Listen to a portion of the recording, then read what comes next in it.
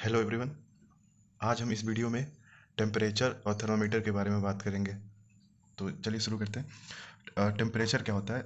जैसे हमें कोई वस्तु गर्म या ठंडा महसूस होती है तो वो टेम्परेचर के कारण होती है, यानी ताप के कारण होती है। तो इसे ही टेम्परेचर बोला जाता है।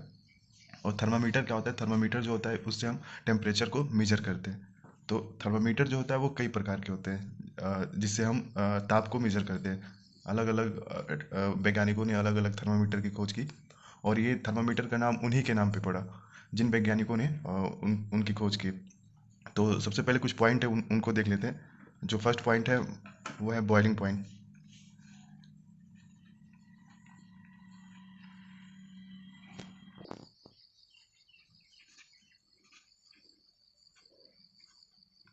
बॉइलिंग पॉइंट क्या होता है? वो टेम्परेचर जिस पे कोई सब्सटेंस यानी कोई पदार्थ है वो लिक्विड फॉर्म में चेंज हो जाता है।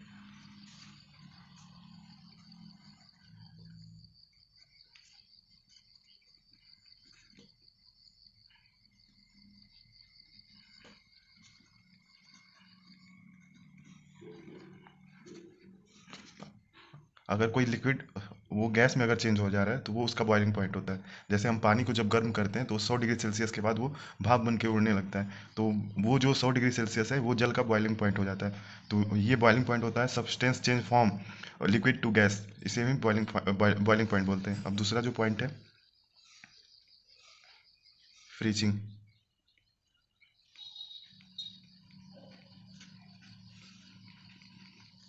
फ्रीजिंग पॉइंट क्या होता है? इसमें जब सब्सटेंस लिक्विड से सॉलिड में चेंज होता है,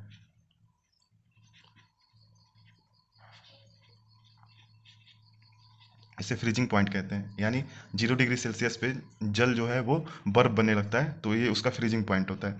जो तीसरा सबसे मेन पॉइंट है वो है एब्सोल्यूट ज़ीरो। ये क्या होता है एब्सोल्यूट ज़ीरो? इसको हिंदी में बोला जाता है परम शून्य। इसका मतलब ये होता है जब कोई टेम्परेचर जिससे हम मेजर कर रहे हैं थर्मामीटर, वो अपने मिनिमम ताप को मेजर कर रहा है, यानी अब उससे वो नीचे नहीं जा सकता। उसे परम शून्य ताप कहते हैं। और परम शून्य ताप को अगर उष्मागतिकी के नियम से डिफाइन करें तो परम शून्य ताप वो ताप है जिसमें अणुओं की गति स्थिर हो जाती है, यानी वो शून्य हो जाता है, स्थिर हो जाता है। उसे ही परम शून्य ताप कहते हैं।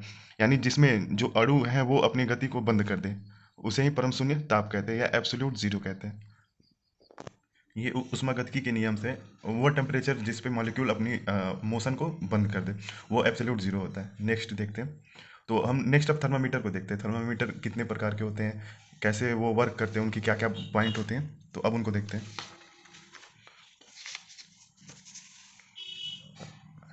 यहाँ पे मैंने 5 थर्मामीटर बनाया है: सेल्सियस, फ़ारेनहाइट, केल्विन, रैंकाइन और र्यूमर।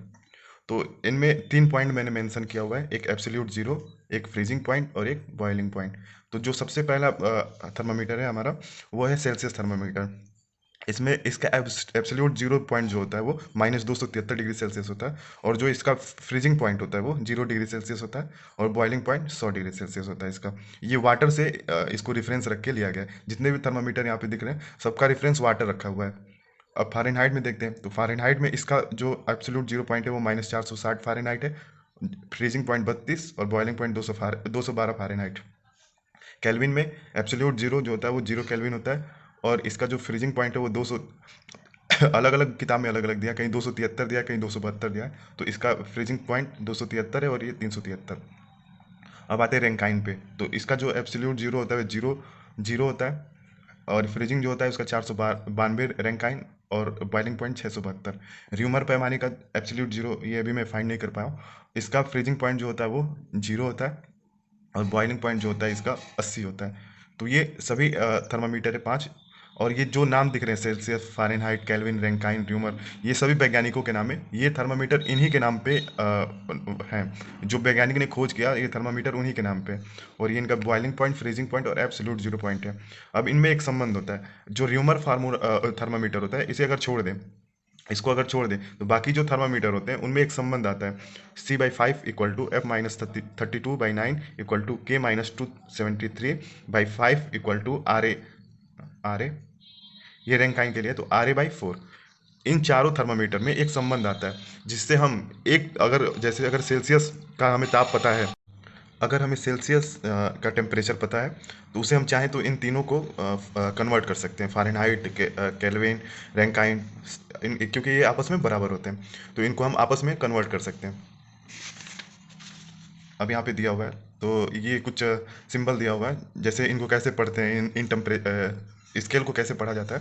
तो ये 0 डिग्री सेल्सियस, 0 डिग्री फ़ारेनहाइट, मतलब 0 डिग्री पे, और ये केल्विन, केल्विन में डिग्री का यूज़ नहीं करते हैं, ये डिग्री र्यूमर और डिग्री रैंकाइन। तो ये इसको कैसे पढ़ा जाएगा, इसको पढ़ा जाएगा 0 डिग्री सेल्सियस, 0 डिग्री फ़ारेनहाइट।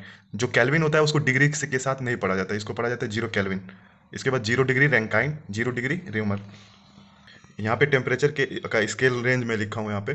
तो स्केल रेंज में यहाँ पे स्केल फैक्टर और ये टेम्परेचर जो थर्मामीटर है, Celsius, rumour, Fahrenheit, kelvin, Rankine, तो इनका बॉइलिंग पॉइंट जो होता है और जो फ्रीजिंग पॉइंट है। तो वाटर को यहाँ पे रेफरेंस लिया गया है, और एटमॉस्फेयर जो प्रेशर है वो 1 atm रखा हुआ है। 1 atm पे बॉइलिंग वाटर का रेफरेंस लेके और फ्रीजिंग वाटर का रेफरेंस लेके इनका रेंज निकाला हुआ है। तो सेल्सियस जो टेम्परेचर होता है, थर्मामीटर होता है, उसका जो रेंज होता है वो 0 फ्रीजिंग पॉइंट होता है और 100 डिग्री इसका बॉइलिंग होता है। जो र्यूमर होता है उसका 0 से 80, फ़ारेनहाइट का 32 से 212, और केल्विन का 273 से 373, रैंकाइन का 491 से 671। अब ये जो केल्विन और रैंकाइन में दिया हुआ है, इनमें कभी यहाँ पे 372.15, यहाँ पे 272.15, तो ये 1-2 डिग्री का चेंज अलग अलग बुक में अलग अलग दिया हुआ है, तो इससे कोई फ़र्क नहीं पड़ता है। इनके बीच में जो गैप है वो 100 होना चाहिए। जैसे 273.15 और 373.15, तो इनके बीच का जो गैप है वो 100 है, तो ये होना चाहिए। अब कुछ इंपॉर्टेंट पॉइंट यहाँ पे देखते हैं। तो at -40 degree Celsius equal to Fahrenheit, इसका मतलब ये है कि -40 डिग्री सेल्सियस पे, -40 डिग्री पे जो सेल्सियस थर्मामीटर है और फ़ारेनहाइट है वो दोनों इक्वल होते हैं, वो दोनों एक जैसा मेजर करते हैं -40 डिग्री सेल्सियस पे। जो केल्विन थर्मामीटर है वो निगेटिव टेम्परेचर को मेजर नहीं करता है। जैसे हमने इस वाले में देखा था, इनमें एब्सोल्यूट 0 पॉइंट जो है सबका -273 है, -460 है, मगर इसका माइनस में नहीं है, ये 0 केल्विन है। तो केल्विन थर्मामीटर जो होता है वो निगेटिव टेम्परेचर को मेजर नहीं करता है, क्योंकि इसका जीरो जो है वो -273 डिग्री सेल्सियस के बराबर है, तो ये मेजर नहीं करता है निगेटिव को। तो ये याद रखिएगा, एग्जाम में पूछता है। तो केल्विन थर्मामीटर निगेटिव टेम्परेचर को मेजर नहीं करता है, और ये सबका एब्सोल्यूट 0 पॉइंट दिया हुआ है। सेल्सियस के लिए -273, फ़ारेनहाइट के लिए -460, केल्विन के लिए 0, और रैंकाइन के लिए 0। अब इंटरनेशनल जो मेजरमेंट है, एसआई यूनिट सिस्टम, उसमें हम जो टेम्परेचर का मात्रक होता है वो केल्विन होता है। और सबसे पहले जो मर्क्यूरी थर्मामीटर का यूज मतलब खोज जो हुआ था, वो एक भौतिक वैज्ञानिक थे, डेनियल गैब्रियल फ़ारेनहाइट। उन्होंने 1714 ईस्वी में इसका खोज किया था। तो ये कुछ इंपॉर्टेंट पॉइंट है। अब मैं एक दो आपको चेंज करके दिखा रहा हूँ, कैसे सेल्सियस को फ़ारेनहाइट में और फ़ारेनहाइट को सेल्सियस केल्विन में चेंज करते हैं। आप ये पॉइंट नोट कर सकते हैं।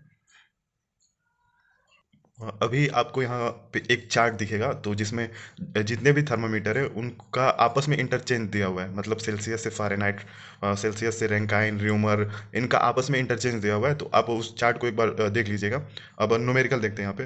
तो जैसे मान लीजिए जो पहला क्वेश्चन है वो दिया हुआ है 40 डिग्री सेल्सियस। अब इसको चेंज करना है फ़ारेनहाइट में, कितना होगा? 40 डिग्री सेल्सियस है तो इसको फ़ारेनहाइट में चेंज करना है।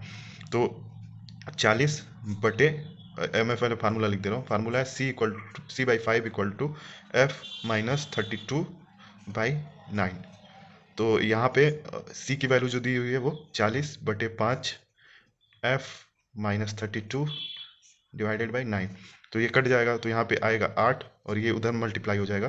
तो F = हो जाएगा 72 + 32। तो F = 401। तो ये फ़ारेनहाइट में चेंज हो गया।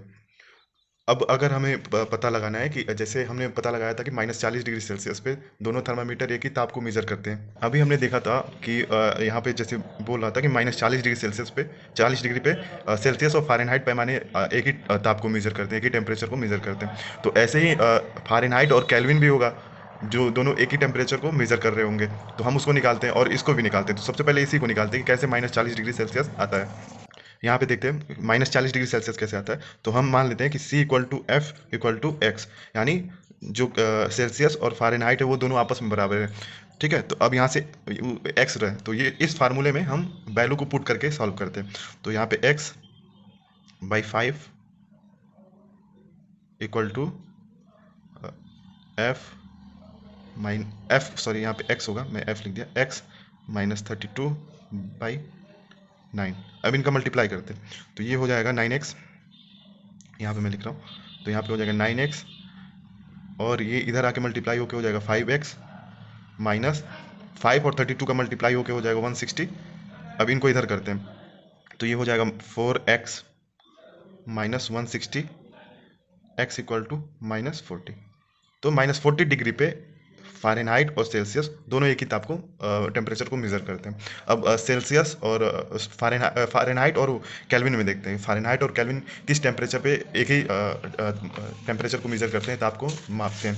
तो उसके लिए यहाँ पे मान लेते हैं कि Kelvin equal to Fahrenheit equal to X, और इसका फार्मूला जो होता है F-32/9, ये फार्मूला आप याद कर लीजिएगा, ये एक ही फार्मूला है, F-32/9 इक्वल टू K-273/5।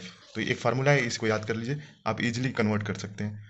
तो K-273/5 ये फार्मूला होता है। अब क्या करते हैं, K बराबर है F बराबर X, तो यहाँ पे वैल्यू को पुट कर देते हैं, X-32/9 इक्वल टू X-273/5।